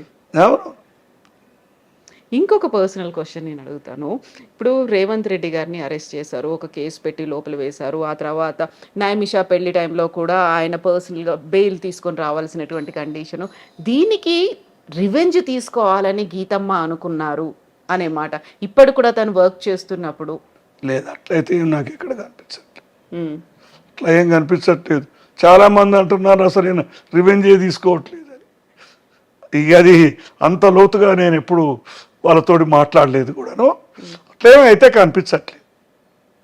యూజువల్గా రేవంత్ సీఎం అయిన తర్వాత అనౌన్స్ చేసిన తర్వాత ఆయన ప్రభుత్వంలోకి వచ్చిన తర్వాత పీఠం మీద కూర్చున్న తర్వాత ఎస్ ఇప్పటి నుంచి రేవంత్ తనదేంటో చూపిస్తాడు అనే ఒక మాట, టైగర్ ఈజ్ బ్యాక్ అనేది అంత పెద్దగా అప్పుడు క్యాంపెయిన్ అయింది. ఆ తర్వాత ఇవన్నీ కూడాను రాజకీయాల్లో అధిక ప్రసంగాలు, హైపర్బోల్ అంటారు కదా, అభిమానులు అట్లా ఉంటారండి. తిట్టేవాళ్ళు వేరే రకంగా ఉంటారు, అభిమానులు ఒక తిరిగి ఉంటారు. అభిమానం అది అంతే. మనకు కూడా రాను రాను తమిళనాడు తరహా రాజకీయాలు వచ్చినాయి. వ్యక్తిగత ఏమంటారు, వ్యక్తిగత ఆరాధన ఎక్కువైపోయింది, వాళ్ళని ఒక దేవుళ్ళగా పూజించి. అంత స్థాయి ఇంకా రాలేదు మన దగ్గర, కానీ తమిళనాడులో అయితే ఆ స్థాయి దాటిపోయింది కదా. ఇప్పుడు మన పక్క ఆంధ్రప్రదేశ్లో అంతా కొందరు చంద్రబాబును అట్లా చేస్తారు, కొంతమంది జగన్ చేస్తారు. ఇప్పుడు చాలా కీలకంగా గీతమ్మ వ్యవహరిస్తున్నారు అనే ఒక మాట ఉంది కదా. ఒక క్యాంప్ ఆఫీస్ లాగా తన ఇంటిని ఏర్పాటు చేసుకున్నారు, ఎక్కడ ఎవరు ఏంటి అనేది ప్రతి అప్డేటు గీతమ్మకే వెళ్తోంది అనే మాట అన్ని తప్పుడండి. ఆమె అడ్మినిస్ట్రేషన్లో నాకు తెలిసి అయితే ఎక్కడ జోక్యం లేదు. అడ్మినిస్ట్రేషన్లో కానీ ఎక్కువ రాజకీయాల్లో కానీ, ముఖ్యమంత్రి కాబట్టి అదివరకే పిసిసి ప్రెసిడెంట్ కాబట్టి ముఖ్యమంత్రి ప్రముఖులు వచ్చినప్పుడు ఫ్యామిలీని కూడా గ్రీట్ చేసి వెళ్తారు. ముఖ్యంగా మహిళా నాయకులు వచ్చినప్పుడు సీతక్క కానీ కొండా సూర్యకి కానీ ఇంకా వేరే మహిళా నాయకులు ఎక్కువ వచ్చినప్పుడు వీళ్ళు ఎక్కువ గీతను కలిసి వెళ్తుంటారు. నాకు తెలిసి వీళ్ళేం ఎక్కువ ఉత్తమ్ కుమార్ రెడ్డి భట్టి కానీ వాళ్ళు ఎక్కువ కలవరు.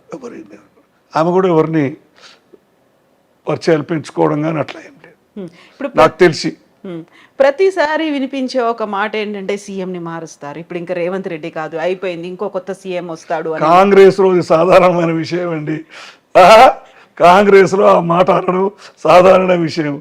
అందులో ఇప్పుడు న్యూస్ ఛానల్స్ ఎక్కువ ఉన్నాయి, ప్రతి ఒక్కరు ఏదో ఒకటి లోపల ఏం సబ్జెక్ట్ ఉండదు కానీ అలా రాస్తుంటారు. సబ్జెక్ట్ ఏ ఉండదు, హెడ్లైన్ అలా ఉంటుంది. ఇంకా మార్చేస్తున్నారు అన్ని వేస్ట్ న్యూసే. ఢిల్లీకి ఇన్నిసార్లు వెళ్ళొచ్చాడు, వాళ్ళ దగ్గర నుంచి ఇంకా గ్రీన్ సిగ్నల్ రాలేదు, క్యాబినెట్ విస్తరణ ఇప్పుడు ఉంటుంది, నెక్స్ట్ మళ్ళీ ఇమ్మీడియట్ గా నాకేమి కొత్తగా అనిపించట్లా కాంగ్రెస్ లో. బీజేపీ కూడా అలానే ఉందండి. సంవత్సరం అర్థం నుంచి పార్టీ ప్రెసిడెంట్ నే మార్చలేదు. అవును, కిషన్ రెడ్డి స్థానంలో వస్తారు, ఆయనే కంటిన్యూ అవుతారు. ఢిల్లీలో ప్రభుత్వం లేకపోతే ఇక్కడ ప్రభుత్వం వాళ్ళది ఉంటే తెలిసేది మీకు. ఢిల్లీలో నియంత్రణ ఉంది, కాంగ్రెస్ నియంత్రణ ఢిల్లీలో తగ్గిపోయింది. అధికారంలో ఉంటే ఒక నియంత్రణ ఉంటుంది, ప్రతిపక్షంలో ఉంటే ఒక నియంత్రణ ఉంటుంది. ఇన్ని సంవత్సరాలు ఎప్పుడు కాంగ్రెస్ అధికారం కోల్పోలే కదా, 10 సంవత్సరాలు దాటిపోయింది. అవును, కాబట్టి తప్పకుండా ఇప్పుడు చాలా మంది నాయకులు కాంగ్రెస్ నుంచి వెళ్ళిపోయారు. అధికారంలో ఉంటే అందరు వెళ్ళిపోయేవారా? అక్కడే ఉండేవాళ్ళు కదా, అక్కడే ఉంటారు. పవర్ అంతా రాజకీయ అధికార లేకపోవడమే. లేకపోతే అంత సిద్ధాంతాలు చెప్పారు, సెక్యులరిజం అని చెప్పారు, పోయి మళ్ళీ అట్లాంటి పార్టీలోనే చేరారు. పుట్టినప్పటి నుంచి బీజేపీలో చేరేదాకా బీజేపీని వ్యతిరేకించారు, చేరిపోతున్నారు. ఆ విధంగా చెప్తే మన తెలంగాణలోనే తక్కువ బీజేపీలో వెళ్ళింది. వెళ్ళారు కొంతమంది, పేర్లు ఎందుకు కానీ వెళ్ళలేదు. వేరే మధ్యప్రదేశ్, ఉత్తరప్రదేశ్ కాంగ్రెస్ సోనియా గాంధీకి, రాహుల్ గాంధీకి దగ్గర ఉన్న వాళ్ళు కూడా వెళ్ళిపోయారు. అన్ని పదవులు అనుభవించిన వాళ్ళు కూడా వెళ్ళిపోయారు. మన దగ్గర కూడా ఉంది కదా, కంప్లీట్ గా కమ్యూనిస్ట్ బ్యాక్గ్రౌండ్, లెఫ్ట్ బ్యాక్గ్రౌండ్ ఉన్న వాళ్ళు కూడా బీజేపీలో చేరిన వాళ్ళు ఉన్నారు కదా. అంతా అధికారమేనండి, అంతే అంతే, అధికారం తప్పితే ఇంకేం లేదు. ఇప్పుడు మన దగ్గర టీఆర్ఎస్ పార్టీ అయిపోయింది, కాంగ్రెస్ వచ్చింది, ఆ తర్వాత నెక్స్ట్ మేమే వస్తున్నాము అనేది బీజేపీ చాలా గట్టిగా చెప్తుంది. భవిష్యవాణి ఎలా చెప్తామండి. అయినా బీజేపీకి కొంత సైద్ధాంతిక బలం ఏర్పాటు పెరుగుతుంది. హిందూ ముస్లిం వాళ్ళ విద్వేష ప్రచారం వల్ల, బూచిగా చూపడం వల్ల. కానీ వాళ్ళకు స్థానికంగా అంత కేడరు కానీ బలం కానీ చాలా ప్రాంతాల్లో లేదు. 120 నియోజకవర్గాల్లో అనుకుంటా కనీసం 119 కదా, 80-90లో తక్కువ బేసు అంతే రాదు. అది ఒక్క తీరుగా ఉండదు. మనము 2000 అదేంది రఘునందన్ రావు గారు గెలిచారు కదా, 1000 ఓట్ల దుబ్బాక ఉప ఒక ఎన్నిక. విచిత్రమైన గాలి వచ్చింది. జిహెచ్ఎంసీని ఎన్నుకున్నారు. మళ్ళీ ఏది ఎలక్షన్స్లో ఎమ్మెల్యే ఎలక్షన్లో అవును. అంటే అది ప్రజలు వ్యక్తిగతంగా ఓటేస్తున్నారా, గాలిని బట్టి ఓటేస్తున్నారా, కానీ అట్లా జరిగిపోతా ఉంది. ఇప్పుడు పద్మారెడ్డి గారికి ఇన్నేళ్ల ఎక్స్పీరియన్స్, ఇంత జీవితంలో నాదైతే రాజకీయ జీవితం తక్కువ అండి. అనేది బాధపడ్డ క్షణాలు ఏమున్నాయి? చాలా పర్సనల్ లైఫ్ కావచ్చు, వృత్తిపరంగా కావచ్చు, ఇటు రాజకీయాలు, ఫ్యామిలీ అన్నీ చూసుకుంటే బాగా బాధపడ్డ క్షణాలు ఏమున్నాయి? సంఘటన ఏంటి? అట్లా 2-3 సార్లు జైలుకు వెళ్ళినప్పుడు రేవంత్ బాధాకరమైన విషయం. ముఖ్యంగా డ్రోన్ కేసు ఇది కానీ, దాన్ని కేసు వివరాల్లోకి వెళ్ళకుండా వాటిలోకి ఎక్కువగా రెవెంజ్ అనే కనిపించింది. బాగా సంతోషపడ్డ క్షణం ఉంటుంది కదా, అల్లుడు పైకి వస్తే సీఎం అయ్యాడు ఉంటుంది కదా, అంతే కదా. ఉంటాయి స్వార్థాలు ఉంటాయి, రాజకీయం ఉంటుంది. కానీ ఒకటి చెప్తుంటారు, రాజుకి ఎప్పుడు మతం ఉండదు. వాడికి దాంట్లో కొంతమంది ఔరంగజేబు లాంటి వాళ్ళు తీవ్రవాదులు ఉంటారు, కానీ అతను వ్యక్తిగతంగా చాలా స్వచ్ఛంగా ఉండేవాడు అంటారు. ఔరంగజేబులో వ్యక్తిగత లక్షణాలు, అతని బట్టలు అతనే ఉతుకునేవాడు, సింపుల్గా ఉండేవాడు, 5 సార్లు ఖచ్చితంగా పాటించేవాడు. చేసేవాడు. కానీ వ్యాప్తి చేయాలనేది కొంత ఉండింది అతను.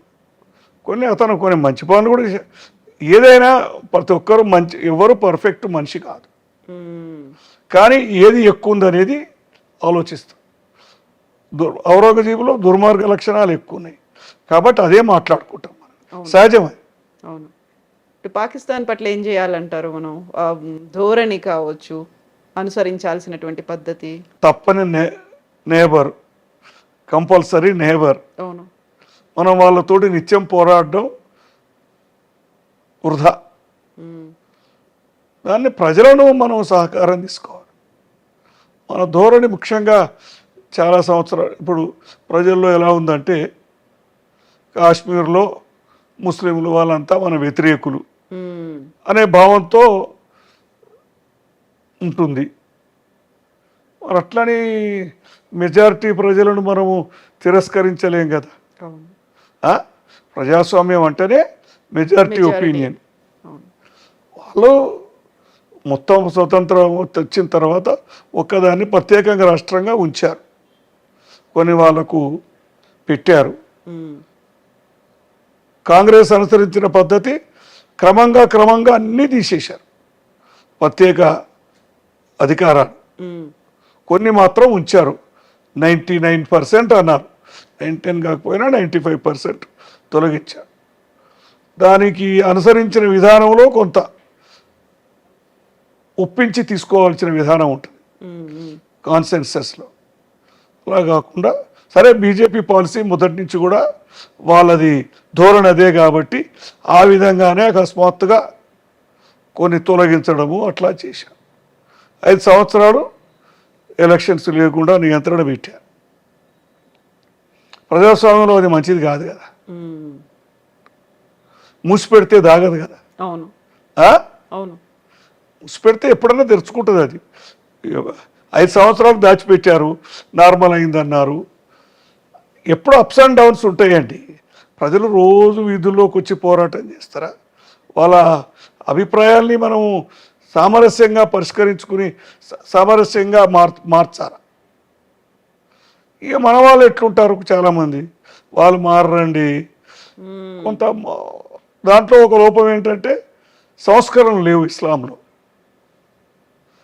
దాంట్లో మనలాగా హిందూయిజంలో ఎన్నో చాదస్తాలు ఉన్నాయి, ఎన్నో తప్పులు జరిగాయి. వాటన్నిటిని కూడా సంస్కరించుకుంటూ ముందుకు వచ్చాము మనం. చాలా వందల సంవత్సరాల నుంచి కూడా పెద్ద గురువులు కానీ తర్వాత కానీ దాన్ని సంస్కరించుకుంటూ జరగదీర్చు. అది ఇస్లాంలో లోపించింది. అది దాంట్లో ఉన్న వాళ్ళ మీద విద్వేషం పెరిగిపోవడానికి కారణం. ముస్లిం మత పెద్దలు కూడా కొద్దిగా వాళ్ళ పెత్తనాల కోసం అధికారం కోసం వాళ్ళు అలానే దాన్ని కొనసాగిస్తున్నారు. కొన్ని ఛాందసవాద భావాలు ఉన్నాయి, ఆ, అవి ఎక్కువ ఉన్నాయి. ముందుకు రాలి. ఛాందసవాద భావాలు అతి వాళ్ళు ఇంకా అధునాతనం కాల జీవితం వీటన్నిటికీ మార్పులు రాల. దానిలో ప్రధాన లోపం ప్రపంచంలో అదే. దాంతోటే వాళ్ళ మీద మనందరికి కూడా కోపాలు కలుగుతుంటాయి. అవును, చేస్తున్నటువంటి దురాగతాలు అఘాయిత్యాలు ఆ, అలాగే ఉన్నాయి. కొంతమందే చేస్తారు, వాళ్ళు 1% కూడా ఉండరు. కానీ మనం ఏమనుకుంటాం, అందరూ 99 మంది కూడా ఉన్నారనుకుంటాం. చాలామంది జనాలకి రాజకీయాలు ఇవన్నీ ఎక్కడుండి వాళ్ళ వ్యక్తిగత జీవితాలు, వాళ్ళ వ్యక్తిగత నిత్య జీవిత పోరాటాలే ఉంటాయి. పొద్దున్న లేస్తే ఎంతమంది ఇల్లు పిల్లలు ఇల్లు పిల్లలు కష్టపడాలా, సంపాదించాలా, వాళ్ళకి తిండి పెట్టాలి, చదువు చెప్పాలి. చాలా మంది 70% దాంట్లోనే ఉంటారండి. 20-30% మందే ఇవన్నీ పట్టించుకుంటారు, ఇవన్నీ పబ్లిక్ ఒపీనియన్ బిల్డ్ చేస్తుంటారు, చెప్తుంటారు సోషల్ మీడియా కానీ ఇదంతా కూడా. ఇప్పుడు అందరు ఎక్కువ చూస్తున్నారు అనుకోండి, 50-60 చదువుతునే వాళ్ళు చూసేవాళ్ళు పెరిగారు. మారుతున్నాయి కొంచెం కొంచెం. ఏదైనా మళ్ళీ దాన్ని మర్చిపోతూనే ఉంటారు. వాళ్ళ నిత్య జీవిత పోరాటం ఉంటుంది కదా. ఇంకా మన దేశంలో పేదరికం చాలా ఉంది. మన దేశంలో ప్రపంచంలోనే ఉంది. మెల్లిమెల్లిగా మార్పు అనేది రావాలి. ఆధునిక సాంకేతిక పరిజ్ఞానము, ఇవన్నీ టెలిఫోన్లు ఇవన్నీ కూడా వచ్చినాయి కదా. ఇప్పుడు ఆర్టిఫిషియల్ ఇంటెలిజెన్సు ఇవన్నీ మనకు తెలియకుండానే జరిగిపోతున్నాయి. మనం చిన్నప్పుడు నేను ఏది చూడలేదు, సైకిల్ కూడా ఊర్లో తక్కువ ఉండేది, సైకిల్ కూడా ఉండేది కాదు ఊర్లో.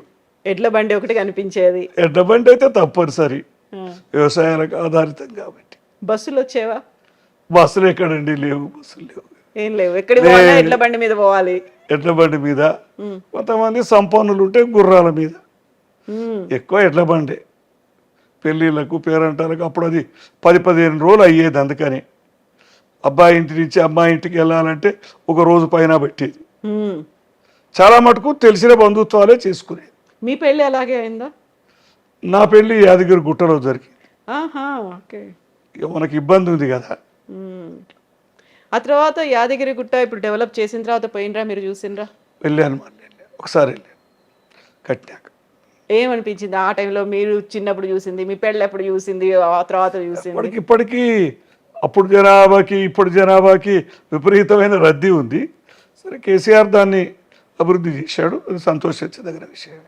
యాదగిరి గుట్ట అంటారా, యాదాద్రి అంటారా మీరు? మేమైతే యాదగిరి గుట్టే వస్తుంది, నోటికి అదే ఉంటుంది.